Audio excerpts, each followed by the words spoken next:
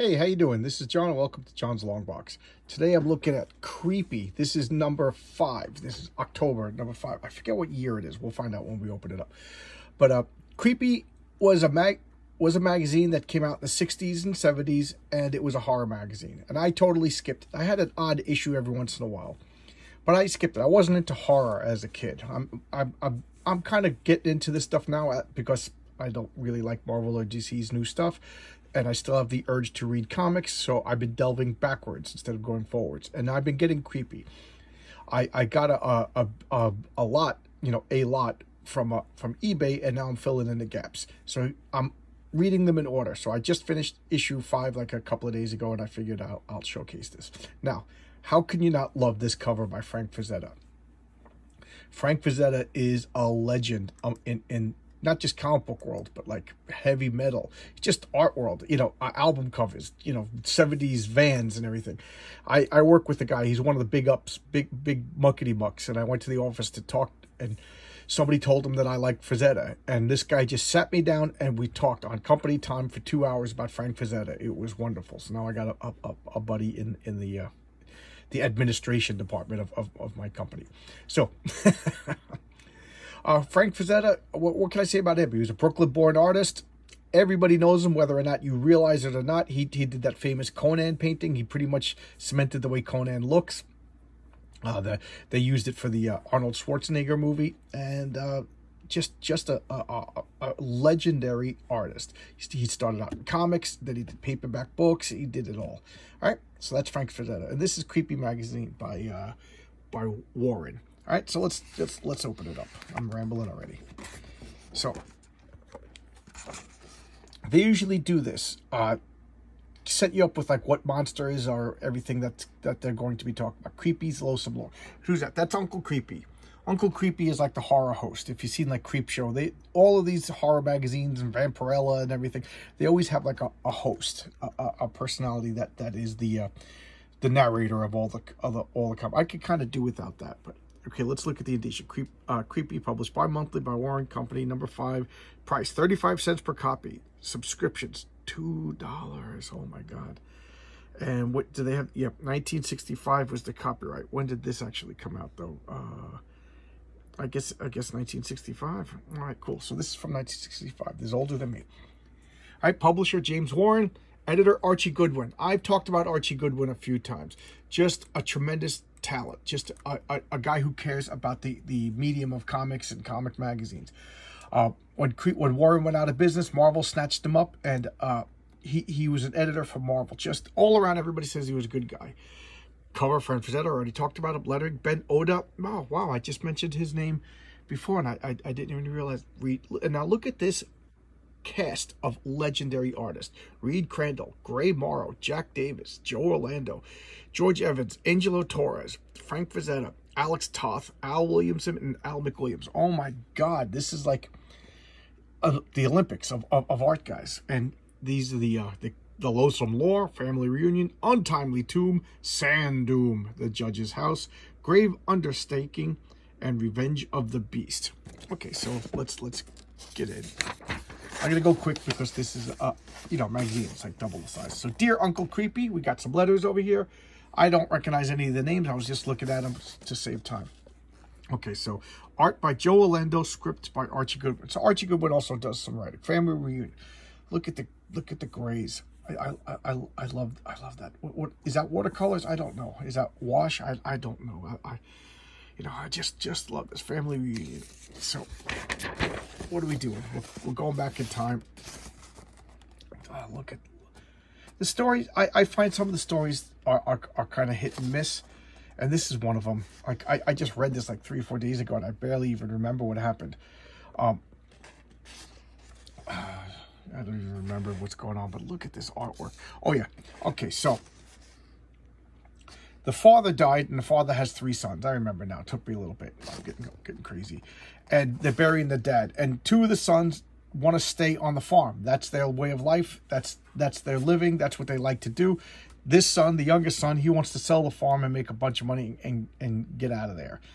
So he's thinking, how can I get rid of my two brothers? How can I make them sell? Oh, I can't make them sell. I will kill them, you know, as always happens.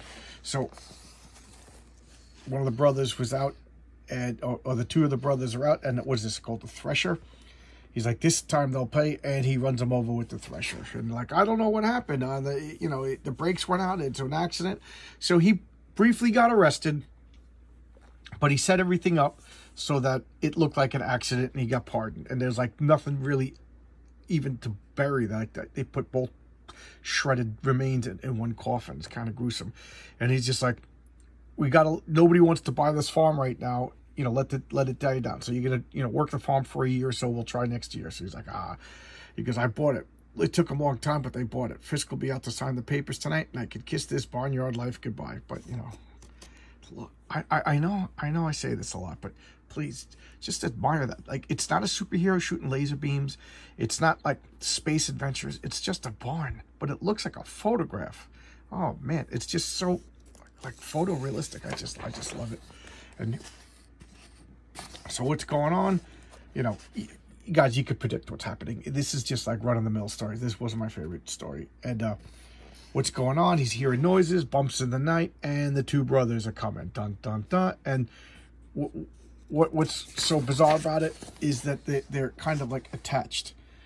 Because the thresher, they were ground up and thrown together, and they're coming in. And he's like, what happened to him? I don't know. And they exhumed the coffin, and now all three of the brothers. So he never escaped.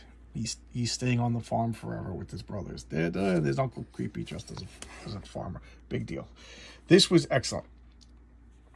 Blazing combat. So I talked about this a few times. Back at this point in comic book history, there were more than just superheroes. There was models. There was celebrities like Bob Hope and Jerry Lewis.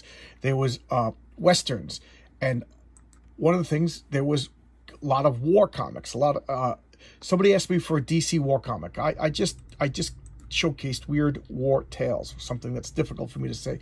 But previously, I did the first issue of Blazing Combat, so you can look that up. And I thought it was really good. Frankfurzetta did the covers, and it was the typical Warren quality. Even if some of the stories were just, okay, run-of-the-mill, like morality stories, the art was phenomenal, just phenomenal. And it wasn't just World War II. Like I said, they got like Napoleonic soldiers and everything. Just really, really good. I really, really liked it. Okay, now we have the Untimely Tomb. And let's check.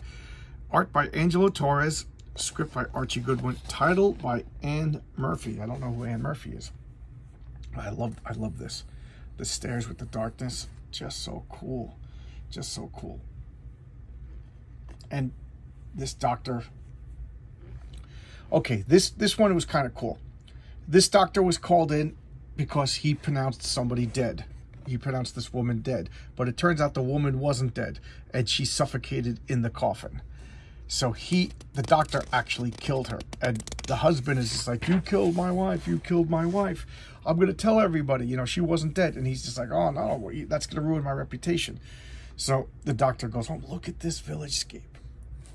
I just love this house over here. It looks like a postcard. It's so good. So good. You don't see, I mean, pick up what a couple of years ago, Squirrel Girl. See how the art compares. And what's going on, this schmuck, this doctor, this quack, they're making fun of him. He's always in a hurry. He's got to pronounce a few people dead that he has, so his reputation is mud. He's got to leave the town. So the guy comes up to him. He's all drunk. He's like, you bumbling incompetent. How dare you, show your face this time. You killed my wife. And what's he do? He whacks him on the head and kills him. So now, he's got to take care of this body. So how is he going to explain this away? What is he going to do? He goes to where the wife is entombed, and he's going to open it up, and, he finds an empty coffin in there because he had two coffins he was going to lay next to his wife's body, and he's going to throw him in the coffin.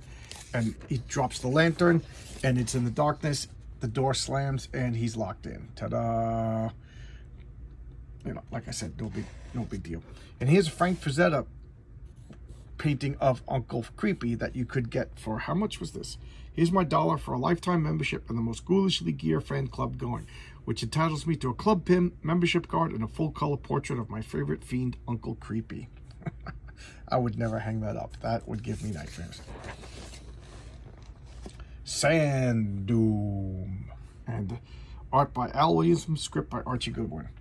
So this guy, they're trucking through the sandy desert. They see vultures, and he's like, I'm going to leave you here. He's like, you can't leave me, I'll die. So he's like, besides, this gives me twice as much more water. So long, Prowler's like, why do you know? And already the vultures are coming. He's like, empty. I got to get to a village soon. I got to get anywhere. So he's wrapping himself up because of the sandstorm. And then, you know, sexy chick comes out of the sandstorm. A girl who wants me to follow her. Yeah, that's always good. So there must be a village nearby. There must be a village nearby. He falls into the sand to what? Treasure. Treasure and snakes. Snakes. Why did it have to be snakes? She goes, I can't loot them all. So he's just shooting. He's just shooting the snakes. And she's just laughing at him. And he's going a little crazy. In other words, he goes, I don't know who you are, sister, but you're nuts. I'm the priestess of Nephti to further the protection of a treasure, which with your life is a great honor. So I'm going to protect. So he's going to shoot some more snakes. And she's just writhing and screaming and summoning more snakes. He's just shooting. I think he shot more than 6 times. And then he shoots her. So he's like, beware. In the hands of the infidels, Nephil's church is released. Must be my nerves or mirage or something. So, of course, he's taken out as much gold as he could carry, and he opens it up, and it turned to snakes. The snakes are biting him, and ta-da, he turns into a snake. Ta-da. So that's why all the snakes are there, because they're the other people, and he sees other people travel. Like I said, that's the greatest story. The Judge's House. Look at that drawing. Okay, who's this? By Reed Crandall, adapted by Archie Goodwin. So this is this one I kind of liked, because look at this. Creepy classic time again, fellow fiendsters. This one's from the murky mind of the man who created Dracula, Bram Stoker. Pack your luggage and come along. We're going to stay in a judge's house. So this is actually a Bram Stoker short story that I had no idea existed. I read Dracula, but I didn't read anything else by Bram Stoker, so that's on me. So the judge's house. So nobody wants to stay in this house because he was like the evil hanging judge. And this guy's like, yeah, this will be perfect for me. I'm going to study to become a judge. So I'll go here, nobody bother me, and I can pass the bar. This woman's hired to be his cleaning woman. She's like, I ain't going there anywhere after dark. Okay? He was a horrible man, horrible judge. Nobody liked him. They said the only time he smiled was when he witnessed people hanging. So she's like the tower's boarded up. Don't go in there. He goes, oh, great. So nobody's ever going to come and visit me. Nobody will bother me. It's a perfect place to study. Pretty cool. He's studying, and he hears, that's odd, all the clocks have stopped. And now, what is that? How long has this ugly devil been staring at me? So it's a rat just staring at him. Get out of here, get out of here. And he chases the rat away. He falls down, and the alarm bell comes down. He goes back to studying. The rat comes down the alarm bell. He throws a book at it. The rat's staring at him, and there's the rope again.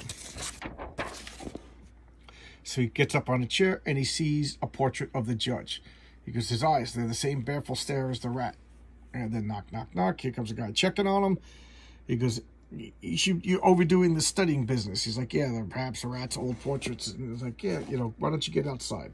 He goes, okay, so now there's a storm. The rats again. The rats are coming down. How would that be? You study and rats are coming up and down a rope. And this rope is to ring the bell.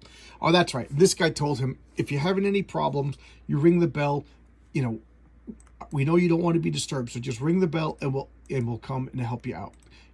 Because we know that this house could get to people.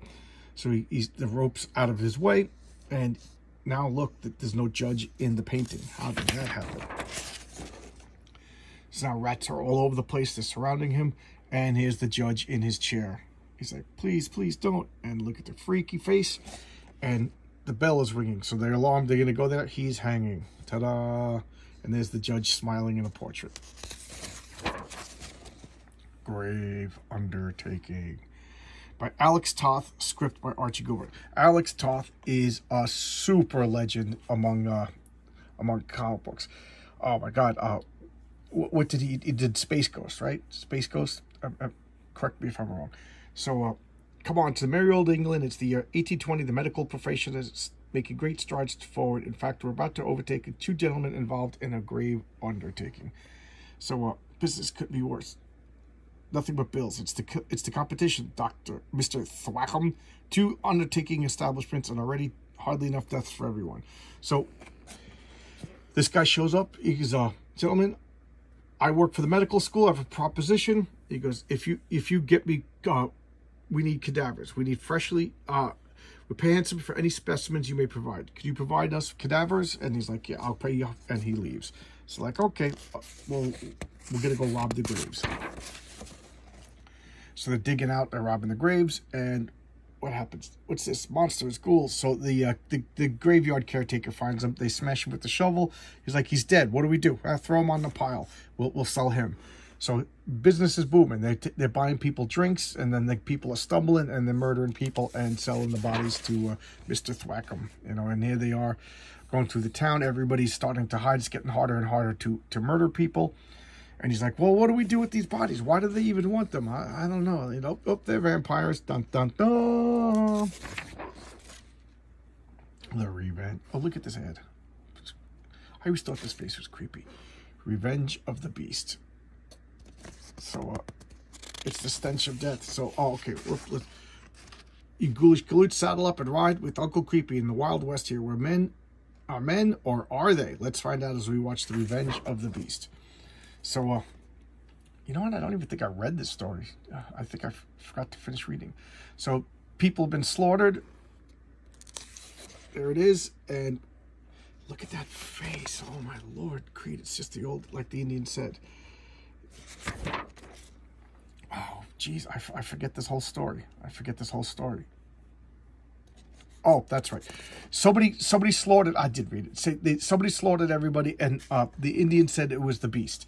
So now that you know they're ignoring the advice from the Indian, leave the sacred ground. He goes, the Wick Kasha, I can't pronounce that.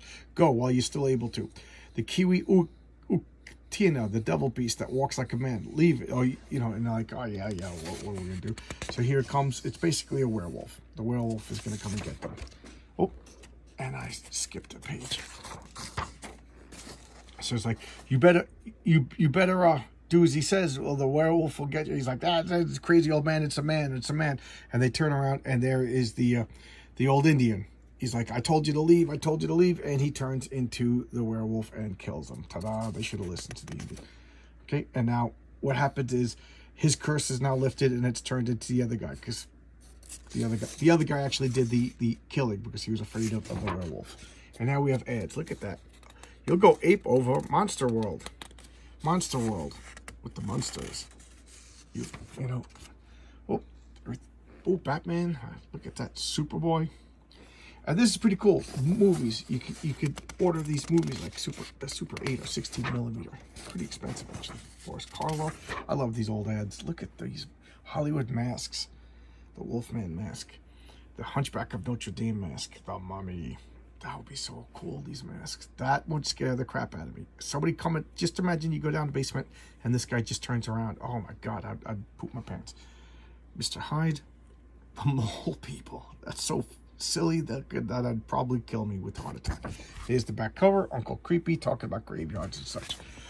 I don't know, I'm really enjoying, first off, if you don't like the art, you don't like comic books. So there you go.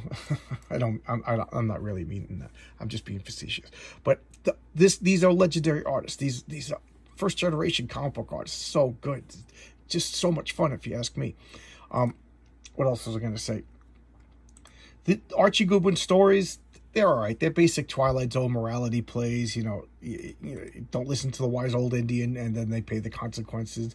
You know, don't be murdering and selling bodies because you know the people are corpses and ghouls and stuff like that. It's okay.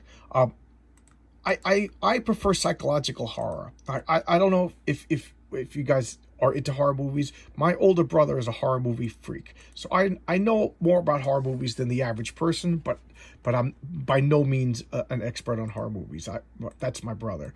And, you know, he used to wake me up in the middle of the night and take me downstairs, and we would watch horror movies. And I thought he was being a cool older brother. I didn't realize he was just too scared to actually watch the movies by himself. But he likes zombies and things like that. I like psychological horror movies. To me, the greatest horror movie ever made is Rosemary's Baby. And now, I don't care about the devil. I don't care about any of that stuff. What scares me about Rosemary's Baby is the conspiracy.